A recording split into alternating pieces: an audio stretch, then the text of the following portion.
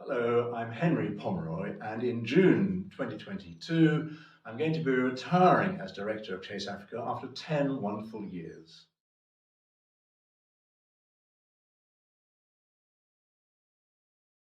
So the whole of the Chase Africa story is really down to Robin Witt, because he was the person who saw the need, he knew the situation in Kenya, and he got going in year 2000. I really put down a lot to Robin's involvement, Robin's leadership, Robin's vision for Chase Africa.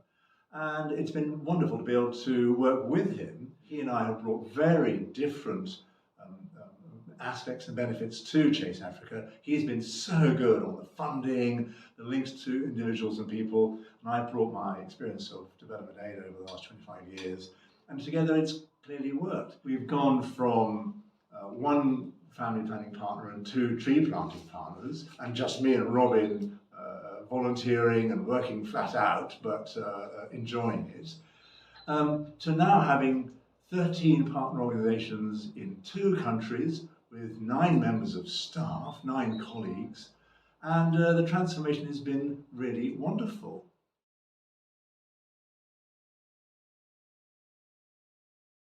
One of the most exciting moments was when we were able to take on board our second family planning partner.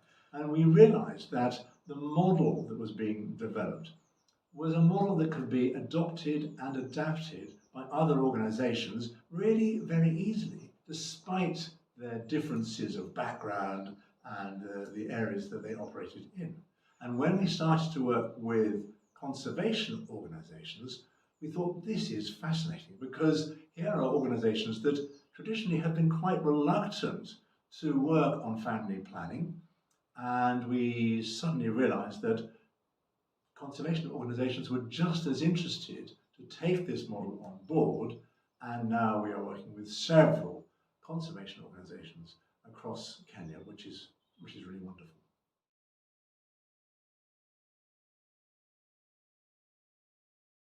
The trips that I've made to visit the Chase Africa partners have always been the most exciting and the most interesting thing that we've done, and I've always enjoyed meeting individuals who are getting access to family planning, possibly for the first time in their lives. Just seeing how women have been able to take that right of access to family planning, which we take for granted, and start using family planning, using that right, if you like, exercising that right, seeing the impact that it has on them as individuals, on their children, on their families, on their communities, has been really rewarding and very moving at times, because you know that that changes their whole lives, and it changes the lives of their children as well. They'll never be the same.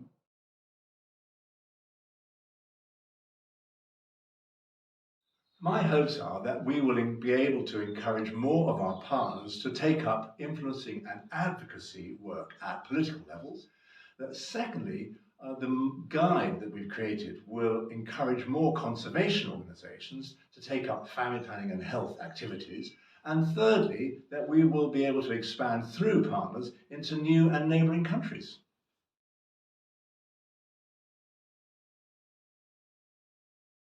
What I will most miss will be the contact with Africa, because I don't think I'm going to be going to Africa again unless I'm asked to do some sort of consultancy work. I think the whole development aid world is a fascinating world to work in. I've done that for nearly 30 years now, and I've really enjoyed every aspect of it. But this area of family planning and healthcare and environmental work has been a particularly interesting mix. It really gets down to the individual's decisions about family size, about sexual health, about how you lead your life in many ways. And that has been a really interesting process, and I've really enjoyed that.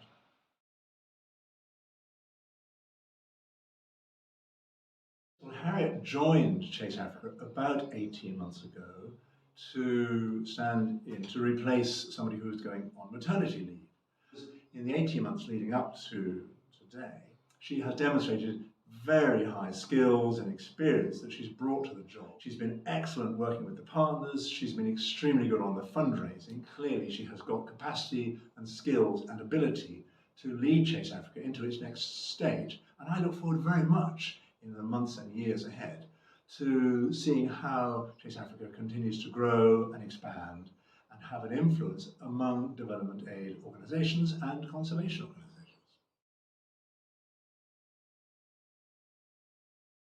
I'd like to say a very big thank you to everybody who has supported Chase Africa over the years, especially my colleagues, our trustees, and all of our very generous supporters.